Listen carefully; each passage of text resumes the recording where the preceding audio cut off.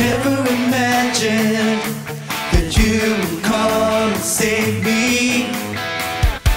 You made me believe in things which I cannot see. You opened my eyes to a good and brand new day. You taught me the truth, Lord, showed me the way. Jesus, you're a superstar. I know the truth of who you are. I will tell the world and shout your name. With all my heart I praise, I dream to see you face to face. No one could ever take your place. All the people will sing upon your throne. 'Cause you're a superstar.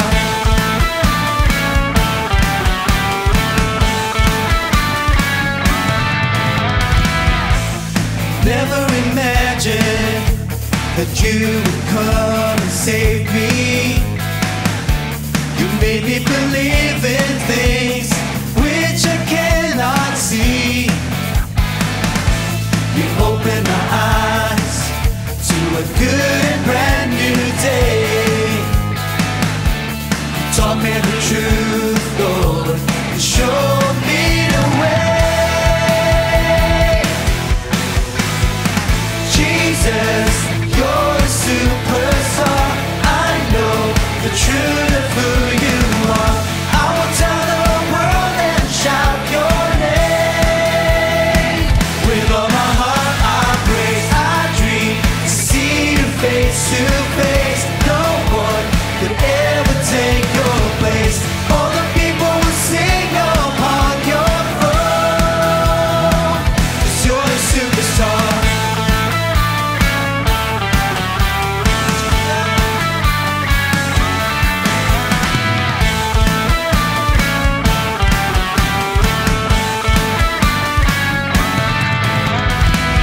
Jesus, you're the superstar. I know the truth of who you are. I will tell the world and shout your name. With all my heart I praise, I dream to see you face to face. No one could ever take your place. All the people will sing upon your throne. 'Cause you're the superstar.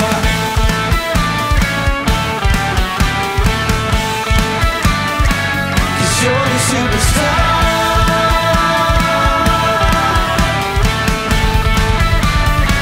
'Cause you're the superstar.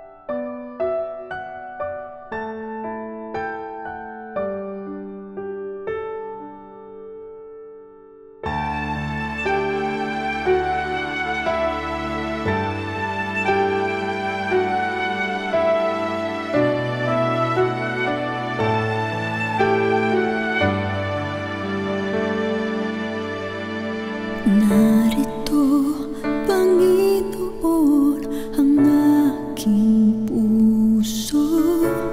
Nais na umawit at magpuri. Kusang dinudula ng aking isipan,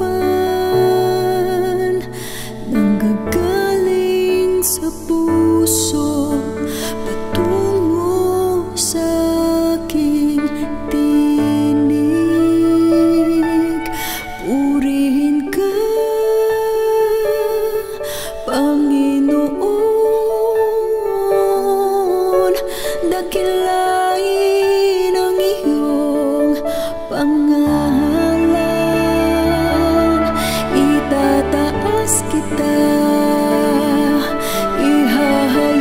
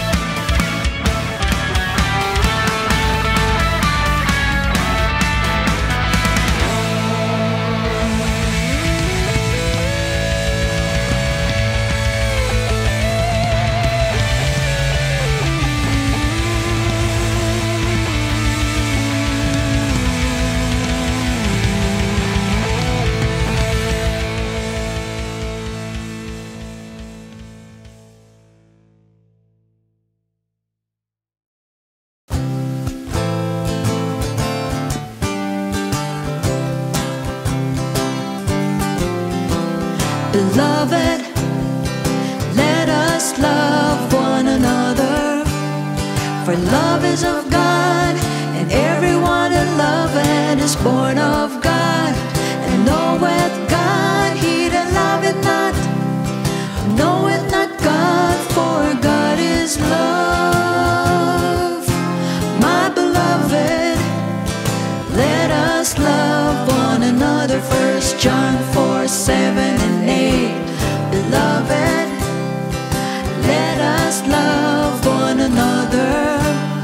For love is of God, and everyone that loveth is born of God, and knoweth God. He that loveth not knoweth not God, for God is love. My beloved, let us love one another. 1 John 4:7-8.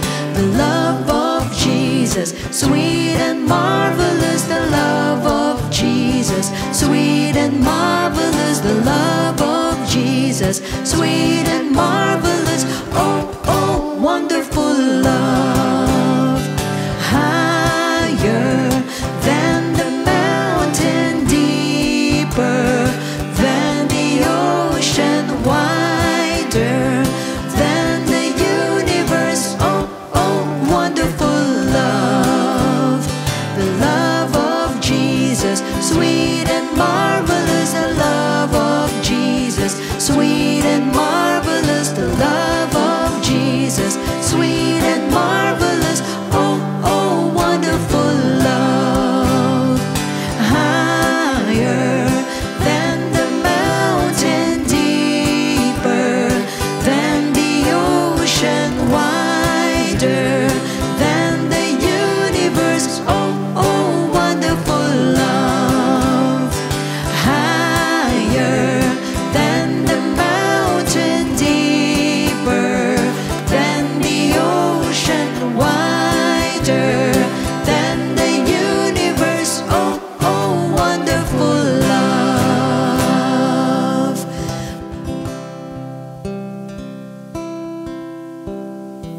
Praise the Lord. Sa pumapagpalang gabi sa inyo po lahat. On behalf of our beloved Bishop Louie and Pastor Norma, maraming salamat for this wonderful opportunity. At higit sa lahat, salamat po sa ating Panginoon na siya po nagpapahintulot ng lahat ng bagay. So ngayong gabi, may panibago na naman po tayong pag-aaralan or pag-uusapan. Pero bago po tayo magpatuloy, tayo po'y muling humingi ng gabay sa ating pong Panginoon. Yuko muna natin ang ating pong mga ulo. Tayo po'y manalangin. Lord, we thank you so much for this wonderful night na binigyan niyo sa amin na muli makapag-aral ng mga salita mo. Again, Lord, we ask for your guidance. We ask for your wisdom, your knowledge, your understanding. Hayaan mo lahat ng aming mapapakinggan ay tumimo sa aming mga puso, sa aming po mga isip, at ito po ay maipamuhay po namin. Dalangin namin, Panginoon, ito po'y magsilbing kalakasan at aral po sa bawat isa po sa amin na nandirito. At dalangin ko rin, Panginoon, ang lahat ng mga manggagaling pa sa malalayong lugar, galing sa trabaho, ingatan mo na makauwi at makahabol po sa aming pong pag-aaral, Panginoon. Gayun din, Panginoon, gabayan mo yung abang lingkod, hayaan mo ikaw lamang po ang maitaas sa oras na ito. Maraming salamat. This we ask in Jesus' name. Amen. So praise God, last week, tinuruan po tayo ng ating Panginoon about the 7 elements of worship. So wag niyo pong kakalimutan, 7 po yan. So upang maipakita po sa atin ng ating Panginoon yung pong tunay na pagsamba sa Kanya. So meanwhile, tonight, the Lord gave us a new topic which is entitled, Enoch Walked with God. Ang sabi po sa Genesis chapter 5 verses 21 to 24, Enoch lived 65 years and begot Methuselah. After he begot Methuselah, Enoch walked with God 300 years and had sons and daughters. So all the days of Enoch were 365 years. And Enoch walked with God, and he was not, for God took him. Brothers and sisters, most of us only know Enoch as the man who got raptured or translated. But have you ever wondered who Enoch really was in the Bible? Sino ba talaga si Enoch, mga kapatid? For our information, he was the son of Jared. the second longest lived man in the Bible. So sa hindi po nakakalam, si Enoch po was an ordinary man or ordinaryong tao lang po siya. Meron po siyang asawa, meron siyang mga anak, yung sons, daughters, meron siya, and a family surrounded, kaya lang by evil man. Doon po sa panahon po niya. So he was a plain and simple man, not even a superhuman. However, the Bible did not record that he had great secular achievements. Hindi po. But rather, ang sabi po ng Bible, that he begot Methuselah. Siya po yung oldest man in the Bible. In fact, sa Genesis chapter 5, kung babasahin po natin, he was the man with the shortest age, 365 years only. But his greatest achievement was he walked with God. Siya po ay lumakad kasama ang Diyos. He did not build a city or had many wives, neither was he a great warrior, hindi po or a great conqueror, hindi po siya. But before God, he outshined other great men in Genesis chapter 5. So, hindi po si Adan, hindi po si Seth, not even si Jared or si Methuselah, that God stamped the noble description na walked with God. But it was Enoch, siya po. But apparently, what was the result of Enoch's walk with God? Unang-una, he was translated as found in Hebrews chapter 11 verse 5. By faith, Enoch was translated that he should not see death and was not found because God had translated him. For before his translation, he had this testimony that he pleased God. Meaning, he was transferred to heaven. So magmula po dito sa sinful na mundong ito to the presence of God. Patungo sa presensya ng ating Panginoon where dwelleth righteousness. So nakita po ng Panginoon yung pong evil influence po ng sinful world on mankind. Kaya ano pong ginawa ng Diyos? Enoch was set apart in advance. So, never to see the destruction that would come later. Pangalawa, si Enoch po did not see death. Hindi niya po nakita ang kamatayan or hindi po siya dumanas ng kamatayan. Ang sabi po sa Hebrews 11:5 again, by faith, Enoch was taken away so that he did not see death. Meaning, death had no power over him. Hence, he was an exception to the rule. Ang sabi po sa Hebrews chapter 9 verse 27, and as it is appointed for men to die once, but after this, the judgment. For your information, lahat po ng mga progenitors po or predecessors po at yung po mga offsprings po niya ay namatay. Lahat po sila namatay. But death escaped Enoch. Nilaktawan po siya ng kamatayan or nilagpasan po siya ng kamatayan. So, mga kapatid, sa Genesis chapter 5 po, you will read the phrase that, and he died. So, it was stamped on Adam, kay Seth, kay Jared, even kay Methuselah. But upon Enoch, we read, ang sabi, he was not. Hindi daw siya. Ibig sabihin, his walk with God caused him to bypass death. Could you imagine that? Hindi niya po dinanas ang kamatayan. Pangatlo, he was not found. In Hebrews 11:5 again, by faith, Enoch was taken away so that he did not see death and was not found. Hindi daw natagpuan, hindi daw nakita. And for your information, si Enoch po just mysteriously disappeared. Nawala na lang bigla. Perhaps yung pong kanya mga gulang, yung mga anak po niya, naghanap po sa kanya. But he was not found. Hindi siya matagpuan, hindi po siya makita. Even his contemporaries looked for him perhaps, but he was not found. Kung nasaan siya, in his time, was not revealed. Hindi po sinabi. Wala pong sinabi ang Bible, basta nawala lang po siya. Although, we know that he was with God in the place where God dwells. Pang-apat, God took him. Genesis chapter 5 verse 24. And Enoch walked with God and he was not, for God took him. I just want you to know, brothers and sisters, ladies and gentlemen, that only God can answer Enoch's disappearance and knew his whereabouts. Ang Diyos lang ang nakakaalam yan. Ang tao hindi po yan malalaman, pero naniniwala po akong Diyos, ang Lord po, alam na alam po niya. And also, He was responsible for Enoch's translation. Nakatulad po nung kay Elijah po, who was taken by chariots of fire, so God Himself took Enoch. Now, panglima, before his translation, yung pong revelations came to Enoch. Meron siya mga revelation. In fact, in Jude chapter 14, he prophesied about the second coming. At hindi lang po yan. He was the first prophet of the second coming. Siya po yung unang-unang propeta. Hindi po si Ezekiel, hindi po si Isaiah, not even Jeremiah or Daniel. And I just want you to know na ito pong revelation will come on a person who walks close to God. Bakit? Kasi po sa Amos chapter 3 verse 7, nasabi rito, surely the Lord God does nothing unless He reveals His secret to His servants, the prophets. Mga kapatid, His 47-word prophecy antedated Zechariah, yung kay Daniel, even Christ's prophecy on the said subject. Now, punta po tayo doon sa pang-anim na resulta. The longest, or Enoch was the longest lived or oldest man who was on fire pagdating po sa pananampalataya dito po sa Biblia.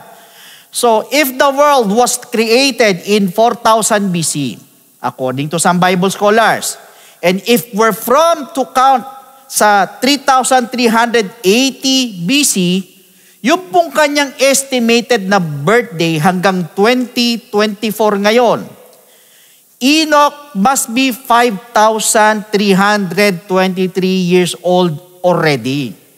Ibig sabihin, he surpassed Methuselah and Elijah when it comes to longevity. Apparently, what made Enoch walk with God? Yan ang tanong. Yung bang kanya mga environment or yung kanyang paligid, yung surroundings mo ba? Or is it because yung pong kasalanan nung panahon niya was not so rampant and prevailing na katulad po sa panahon po natin? Hindi po. Kung tutusin po, he was less fortunate than us spiritually. Bakit ko po sinabi? Wala po written Bible noon. Wala po silang mga church building nung araw. Wala pong masyadong fellowship nung araw. Wala din po yung mga fivefold ministries. So, siya po'y namuhay in a crude or perhaps a backward civilization.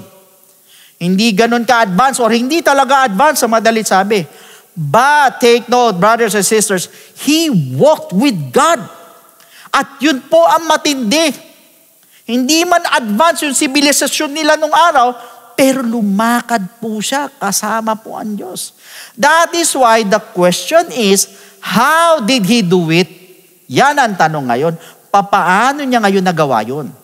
Una-una, he did it by faith. Sa pamamagitan ng pananampalataya, kaya nga siya yung tao na mahaba na nandun yung fire pagdating sa pananampalataya. Brothers and sisters, among all the Bible characters sa Genesis po who were singled out by the Holy Spirit para mabuhay ng may pananampalataya, si Abel po, si Enoch po kasama at saka si Noah.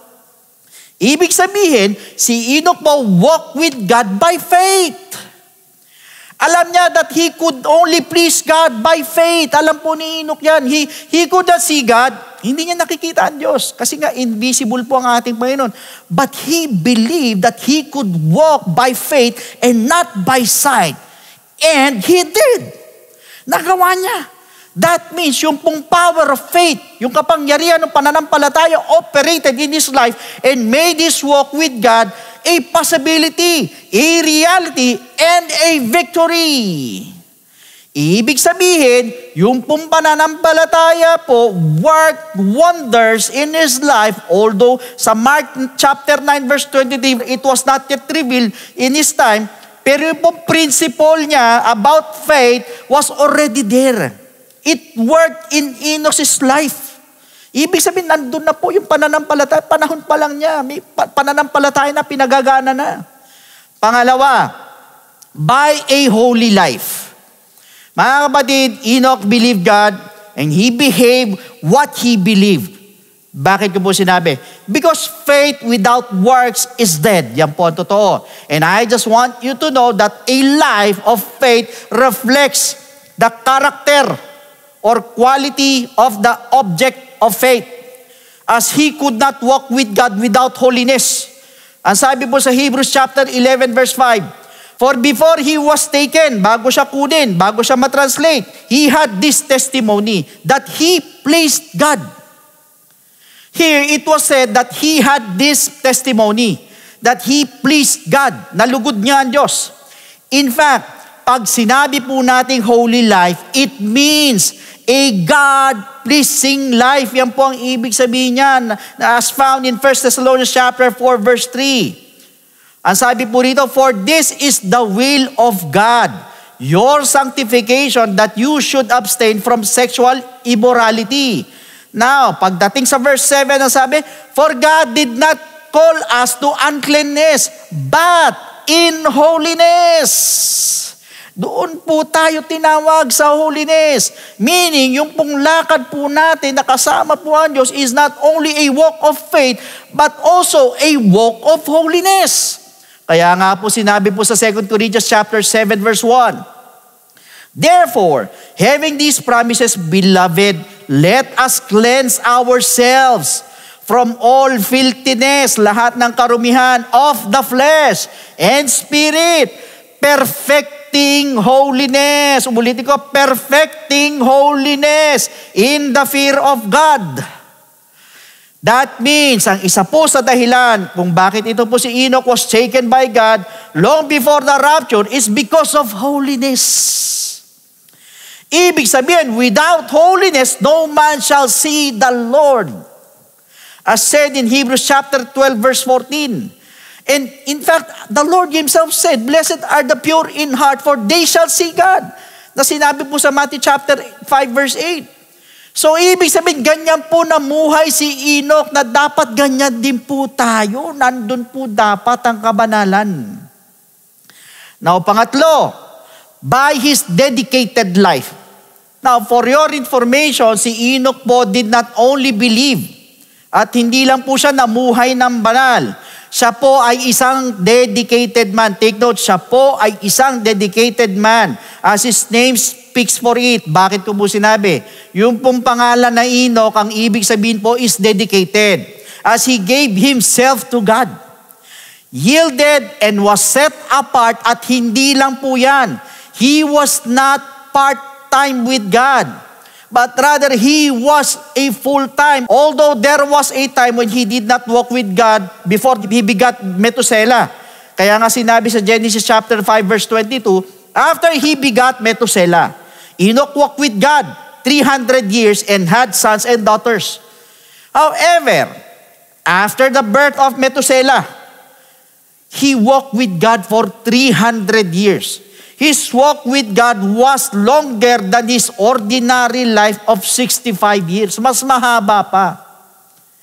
Now, meanwhile, brothers and sisters, if it was possible for Enoch to walk with God, posible din po ba sa atin na tayo po'y lumakad kasama ang Diyos? Can we walk with God in these last days? Can we walk with God when sin or yung pong materialism o yung pong worldliness ay talagang talamak na talamak? The answer is a big yes. Yes, we can. Kaya natin. Pwedeng-pwede. Kayang-kaya. Bakit ko po sinabi? Brothers and sisters, si Apostle Paul po declared that a saint's walk is a walk of faith. And take note, not by sight. And we are far more fortunate or blessed than Enoch. Why? Because we have what Enoch did not have. Meron tayo na wala po kay Enoch. Now, ano-ano po yan? Una, we are born again, baptized in Jesus' name, and filled with the Holy Spirit. Nandun, nag-i-speaking in tongues tayo. Pero si Enoch, hindi. We were given the power of Jesus Christ's name. Nasa atin yun, yung kapangyarihan ng pangalan ng ating Panginoong Jesucristo. Ano pa, yung pong gifts of the Spirit, nag-ooperate po yan sa church. Pangalawa, Bakit natin kaya? We have the church. Yung mga Bibles, yung mga aklat, yung mga cellphones, yung mga modern technology, yung mga internet, social media.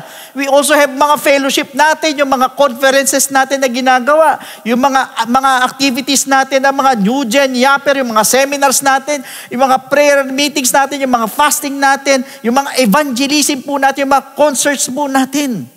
Pero si Enoch did not have these things. Pangatlo, we have the fivefold ministry actively working and equipping us. Katulad po yung mga writings ng mga apostles. Nababasa po natin yan sa Bible. Yung mga prophecies ng mga propeta. Yung mga also can be pastors. Also, we have the power and anointing and care of the pastors. Nandyan din. Yung pong dedication ng mga teachers at saka ng mga ibang mga evangelists. Nandyan din. That means we are doubly blessed. Mapalad tayo at mas mapalad tayo. Nasa atin na po lahat. So, who can say that we cannot walk with God?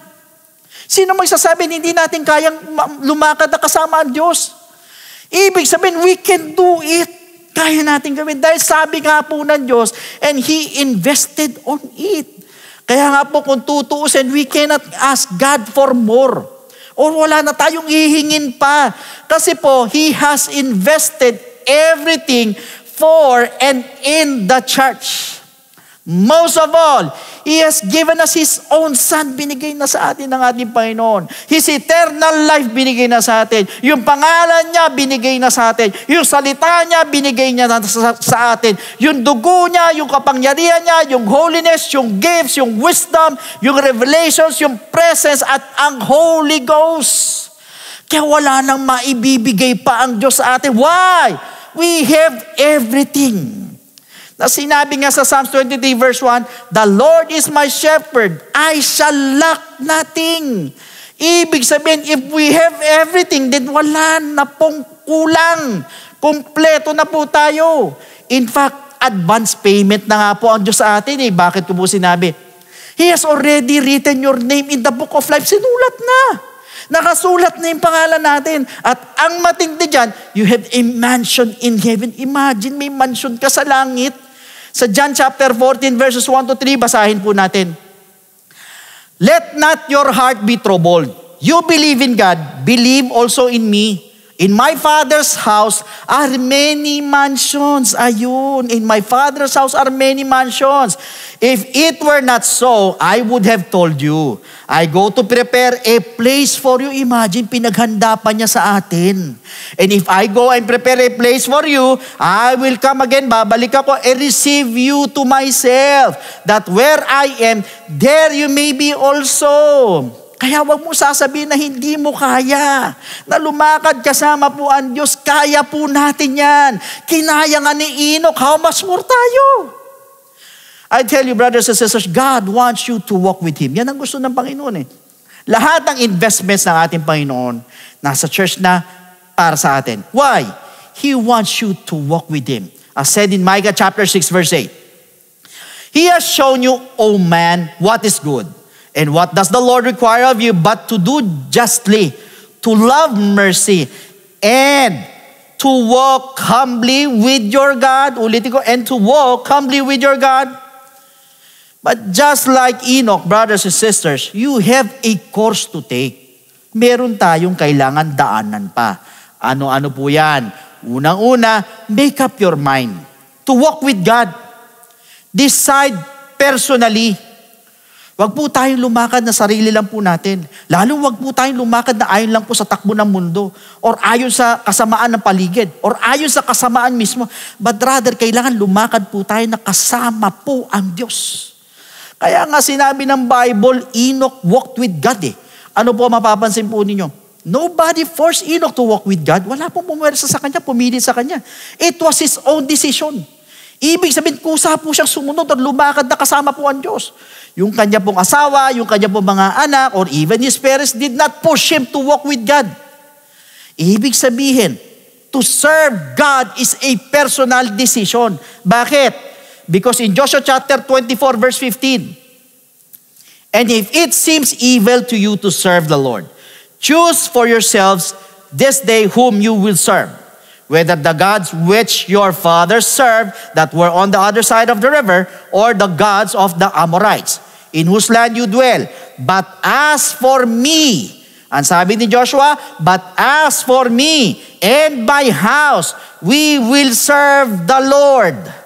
Ibig sabihin, you will decide for yourself. Ikaw mismo, sarili mo ang desisyon. That means, when you decide to walk with God, stick to it. Huwag kang mag-quit, huwag kang huminto, huwag kang sumuko, huwag kang aatras at walang atrasan, wala pong iwanan, wala pong talikuran. Ibig sabihin, if you have decided to follow Jesus, therefore you follow Jesus, no turning back. Second, believe in God. Paano lalakad kasama ang Diyos kung hindi ka naman naniniwala at nananampalataya sa Kanya? Kaya nga, our walk starts by believing in God. Ang sabi po sa Hebrews 11:6, but without faith, it is impossible to please Him.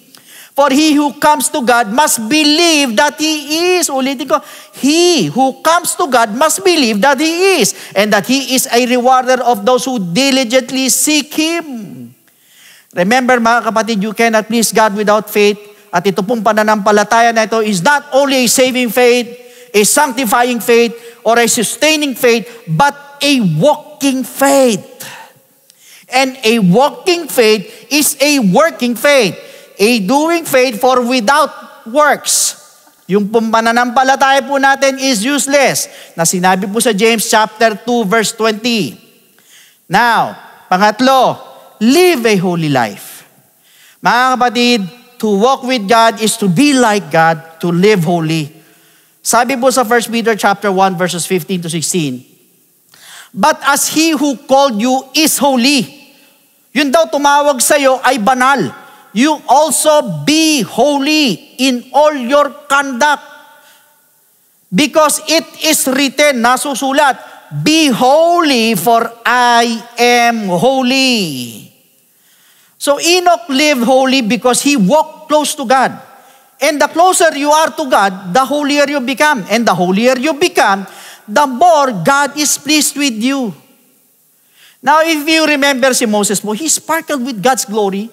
When he went down mula po sa mundok, ganun po nag-shine po yung kabanalan po ng Diyos sa kanya. Mga kapatid, at kung meron pong katuroan na naniniwala ako na isa sa most hated and scorned ng devil, yung pong holiness. Yung teaching about holiness. Yung teaching about being holy. Ayaw po ni Satanas na tayo po'y mamuhay ng merong kabanalan. Kaya nga po, ginagawa nyo yung pinaka-best niya, nag-e-effort siya talaga para tuksuhin ang mga tao, para i-defile ang mga tao. Na yung pong standard of holiness is being discarded ng ibang mga Kristiyano. Dahil po si Satanas mo talaga nagpine-persuade yung mga ibang tao or ibang mga Christians. Now, let's go to the fourth one, yung pong pang-apat, be dedicated. Mga kapatid, if you are not dedicated, you will have a hard time walking with God. Mahihirapan po tayo. Kailangan, you must give yourself totally to God. Ibigay natin ang buong-buo yung sarili natin sa Diyos. You must be full-time with God. Not a Sunday Christian only. Hindi pwedeng linggo lang tayo Kristiyano or nagpapaka-Kristiyano. All the way dapat po yan. Mapa-weekdays mo yan, mapa-weekend man yan. Kristiyano pa din po tayo dapat. Ibig sabihin araw-araw. Hindi pwedeng ngayon masunurin ka, bukas matigas na ulo mo. Hindi pwedeng ngayon mabait ka, bukas mainitin na ulo mo.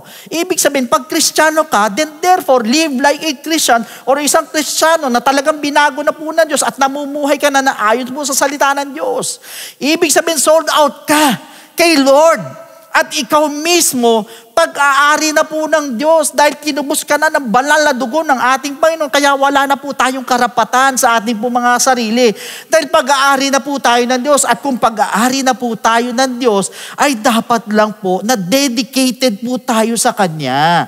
At pag sinabi po natin dedication, it comes from the Latin word dedicatus sum, which means I have given myself. Ibig sabihin, ibigay mo ang sarili mo ng lubusan at mapapalapit ka sa ating Panginoon. That is why kung hindi mo pa nabibigay yung puso mo, ang lubusan, ang sarili mo ng lubusan, ibigay mo na. Huwag kang manghinayang. I-commit mo na. I-dedicate mo sa Kanya yung buhay mo. Kaya nga sabi sa Proverbs 23 verse 26, My son, give me your heart. Ibigay mo sa akin yung puso mo, anak. And let your eyes observe my ways. Mga kapatid, truth be told, you cannot walk with God kung minsan ka lang po magpe-pray, minsan ka lang dadalo ng gawain, minsan ka lang magbabasa ng Bible. Kung gusto mo talagang lumakad kasama ang Diyos, be a Christian every minute, every second, and every day. You belong only to God. Hindi po sa mundo. Ikaw po ay sa Kanya talaga. Tayo po ay sa Kanya talaga. Ako po ay sa Kanya talaga. Para sa Kanya po tayo. At para sa Kanyang gawain. Why? Because you are His possession. Kaya nga binanggit sa James chapter 1 verse 18, He chose to give birth to us by giving us His true word. And we, out of all creation, became His prized possession. Ibig sabihin, uulitin ko po, tayo po'y pag-aari na po ng Diyos. Kaya po ang tanong, are you a dedicated Christian or not? Kayo lang po makakasagot niyan. In fact, He is calling us to dedication. Ang sabi po sa Romans chapter 12 verse 1, I beseech you therefore, brethren, by the mercies of God, that you present your bodies a living sacrifice. Ulitin ko, present your bodies a living sacrifice, holy, acceptable to God, which is your reasonable service. That is why, brothers and sisters, let us walk with God by faith. Why? For only those who walk with God ang mararapture. Yan po ang totoo. Ibig sabihin, ang kukunin po ng Diyos, pagdating po niya, ay yun lang pong lumalakad na kasama siya. Pero yung hindi po, will be left behind. Nakatulad po ni Enoch, you will be raptured so that you will not see death. Hindi natin ma-experience na hanggat maaari ang kamatayan. Instead, you will see God. And perhaps, makita mo pa si Enoch sa langit. Kaya nga po, kung ikaw po'y nag-aalinlangan, or paatras, or umaatras, or pasulong ka sa paglakad mo sa Panginoon, you need to make up your mind, my friend. Remember, if you do not walk with God, you will be destroyed in hell. At ito po ay isa pong biblical truth. So brothers and sisters, once again, God is reminding us to walk with God. Kung paano po lumakad po si Enoch na kasama po ang Diyos, dapat ganun din po tayo kung gusto po natin makarating sa kaharian po niya. Now meanwhile, to all our first-time viewers, the Lord is giving you a chance to walk with Him. Kaya lang po ang tanong, sa paano pong paraan? You need to start by accepting Jesus in your life and by believing in His gospel for you to be saved. Para makalakad po tayo kasama siya. Now, pag sinabi po nating salvation, ang sabi po sa Ephesians chapter 2 verse 8, so please listen to me again sa lahat ng mga first-time viewers. For by grace you have been saved through faith, and that not of yourselves, it is the gift of God. Malinaw po na sinabi ng talata that we are saved by grace through faith. Kaya lang po ang tanong, saan tayo mananampalataya at maniniwala? That is the question. It is found in 1 Corinthians chapter 15 verses 1 to 4. Moreover, brethren, I declare to you the gospel which I preached to you, which also you received and in which you stand, by which also you are saved. Ulitin ko, by which also you are saved, if you hold fast that word which I preached to you, unless you believed in vain. For I delivered to you first of all that which I also received, that Christ died for our sins according to the Scriptures, and that He was buried, and that He rose again the third day according to the Scriptures. Sa madalit sabi, we need to believe in the gospel of Jesus Christ. Yung pong death of Christ, yung burial of Jesus Christ, at yung pong resurrection of Jesus Christ ay kailangan po natin sampalatayanan at paniwalaan. Take note, tatlo po yan. Death, burial, and resurrection. Kaya lang po ang tanong, is believing enough? Pag tayo po ba'y nanampalataya, tayo naniwala, wala na po tayong gagawin, hihinto or tutuldok na po tayo doon. Alam niyo po, ang sabi po sa 1 Peter chapter 4 verse 17, For the time has come for judgment to begin at the house of God. And if it begins with us first, what will be the end of those who do not obey the gospel of God? Ano daw ang katatapusan, ano daw ang dulo doon sa hindi sumunod sa gospel ng ating Panginoon? So sa madali sabi, the gospel of Christ must be obeyed.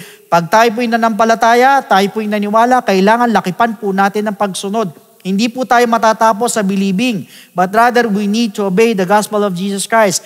Kaya lang po ang tanong, how will you obey? It is found in the book of Acts chapter 2 verse 38. Then Peter said to them, repent and let every one of you be baptized in the name of Jesus Christ. Ulitin ko, be baptized in the name of Jesus Christ for the remission of sins.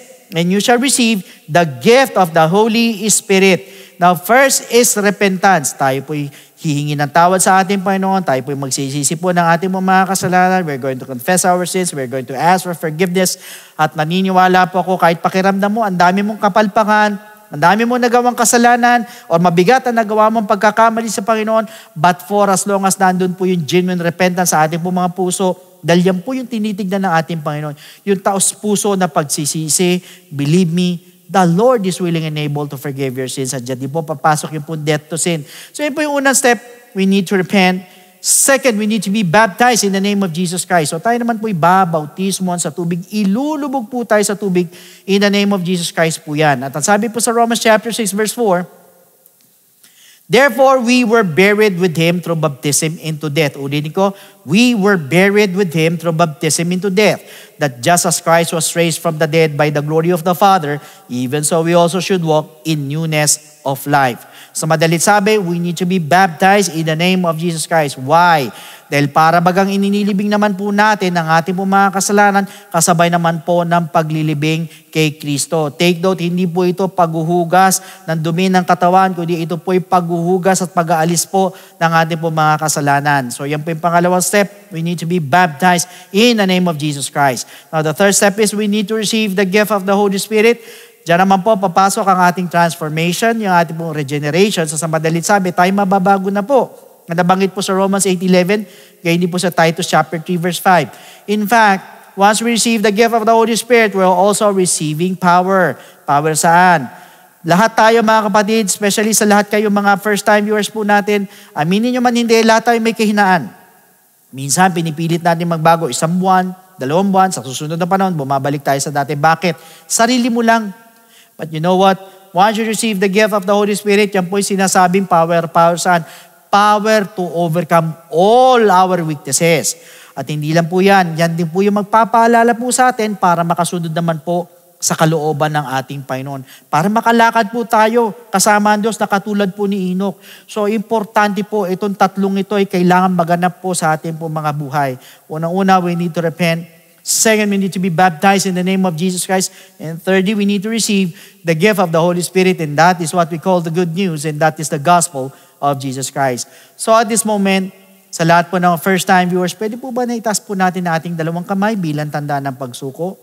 Yuko natin ang ating pong mga ulo, at habang binabanggit natin ang panalangin na ito, na nandun ng buong puso o taos puso na tayo po humingi ng tawad sa Panginoon, tayo po nagsisisi po ng ating pong mga kasalanan while repeating after me with this prayer. Sige po, tayo po manalangin. Sumunod po kayo sa akin. Panginoong Jesus, lumalapit po ako sa iyo bilang isang makasalanan. Patawarin mo po ako sa lahat ng aking mga pagkakamali at pagkukulang. Sa oras na ito, tinatanggap po kita bilang sariling tagapagligtas at tinatanggap po kita bilang Diyos ng aking buhay. Naniniwala po ako na ikaw ay namatay, ikaw ay nilibing at sa ikatlong araw ay nabuhay na magmuli. Tulungan mo po ako makapagsimula ng bagong buhay at idagdag mo po ako sa iyong kaharian. Maraming salamat po sa pangalan ni Jesus. Amen. So yan po yung first step. Para sa pangalawang step po, sa lahat po ng gusto magpabaptize, andyan po yung telephone numbers po natin sa baba po ng mga screens po ninyo. Pwede po kayong tumawag dyan para makapagpa-schedule po tayo ng water baptism, or otherwise, andyan po ang ating po FB page, iwan lang kayo ng mensahe para mabigyan po namin kayo ng further instructions. So meanwhile, again, bilang pagtatapos, tayo po muli magpasalamat sa Diyos, yuko natin na ating po mga ulo, tayo po manalangin. Lord, we thank you so much for this wonderful message. Salamat sa reminder na ito, Panginoon, na patuloy, O Diyos, tulungan mo kami na makalakad, nakasama ka, nakatulad ni Enoch, Panginoon, para makasama rin kami sa kaharian mo, Panginoon. Hayaan mo lahat ng mga teachings or learnings na ito, Lord, ay tumanim sa aming mga puso at isipan at ito po'y maipamuhay namin sa aming pang-araw na buhay, Panginoon. Salamat, Lord, again. We look forward sa susunod na linggo sa mga fresh revelations at mga fresh learnings na ibibigay niyo po sa amin. Maraming salamat. Basbasa mo kami all throughout the week. In Jesus' name, amen. So once again, brothers and sisters, God bless every one of you and to God be all the glory.